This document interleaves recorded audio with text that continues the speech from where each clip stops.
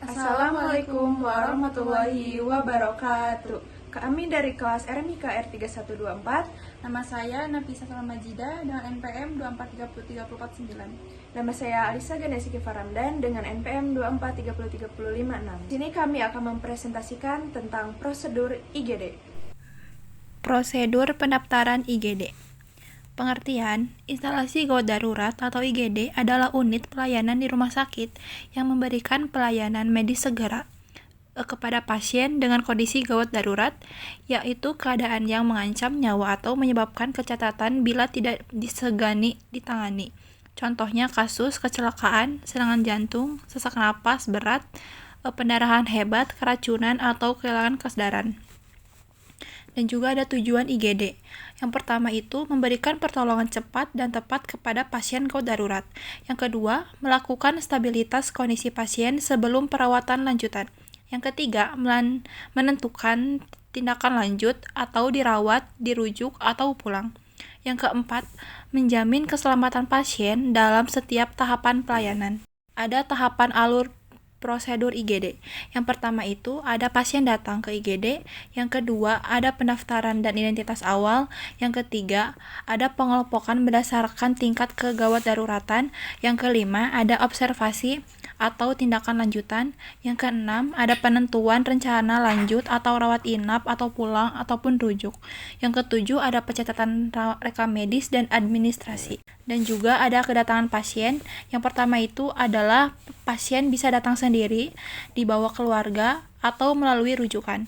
Yang kedua, ada pasien langsung menuju meja pendaftaran IGD, dan juga ada petugas melakukan pencatatan identitas awal dan pemberian nomor rekam medis jika pasien baru. Juga ada pendaftaran dan identitas awal. Yang pertama, ada petugas menanyakan data diri pasien seperti nama, umur, alamat, NIK, BPJS umum. Yang kedua, ada data dimasukkan ke sistem administrasi rumah sakit. Dan yang ketiga, ada petugas memberikan gelar identitas pasien. Yang kelima, dilanjutkan ke proses triage. Ada proses triage. Triage adalah proses menentukan prioritas penanganan berdasarkan tingkat kegawat daruratan pasien. Biasanya dibagi menjadi warna merah, gambar gawat darurat, butuh tindakan segera. Yang warna kuning, cukup gawat, perlu penanganan cepat, tepat, bisa menunggu singkat. Yang ketiga, hijau, tidak gawat, bisa menunggu lebih lama. Yang warna hitam, pasien meninggal dunia. Pemeriksaan dan tindakan medis awal.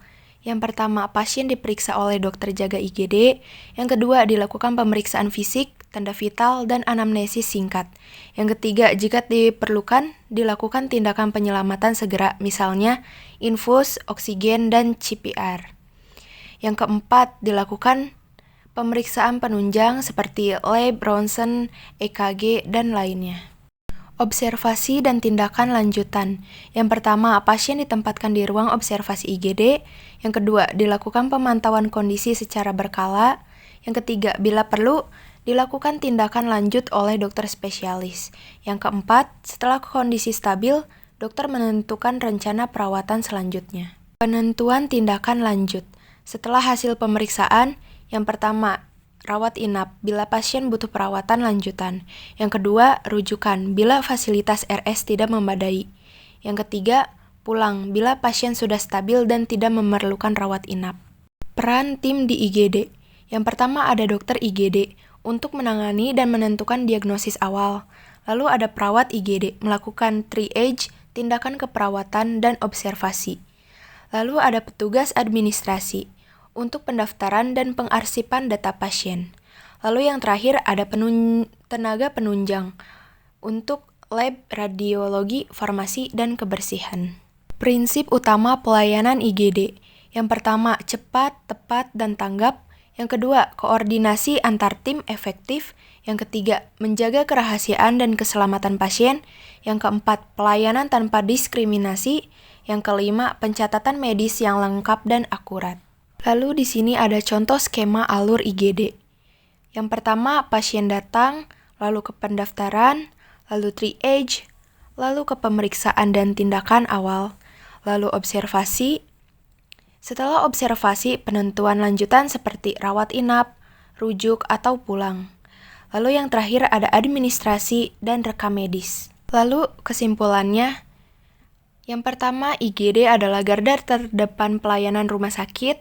Yang kedua, prosedurnya harus cepat, terkoordinasi, dan sesuai SOP. Dan yang ketiga, tujuan utama untuk menyelamatkan nyawa dan menjaga keselamatan pasien. Jadi kami di sini bakal menjelaskan flowchart yang kami buat. Jadi kesimpulannya itu, flowchart ini menjelaskan alur pelayanan pasien di IGD dari awal pasien datang hingga tahap akhir administrasi dan rekam medis.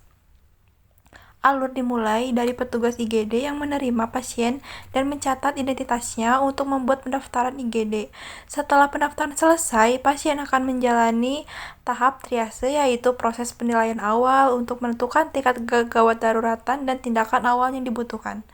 Dan juga selanjutnya, pasien diperiksa oleh dokter jaga untuk mendapatkan diagnosa. Berdasarkan hasil pemeriksaan, pasien bisa langsung dirawat jika diperlukan mendapatkan tindakan medis sesuai kondisinya. Dan juga setelah itu, tindakan medis selesai, bagian administrasi akan mengurus pembayaran dan data administrasi pasien. Kemudian, semua data pelayanan akan disiapkan dalam rekam medis oleh petugas. Secara keseluruhan, flowchart ini menggambarkan bahwa proses pelayanan di IGD berlangsung terpadu dan sistematis, mulai dari pendaftaran, pemeriksaan, perawatan, hingga pencatatan rekam medis, dengan tujuan agar pelayanan kepada pasien menjadi lebih cepat, terkoordinasi, dan terkomentasi dengan baik. Sekian presentasi dari kami tentang prosedur IGD. Terima kasih. Wassalamualaikum warahmatullahi wabarakatuh.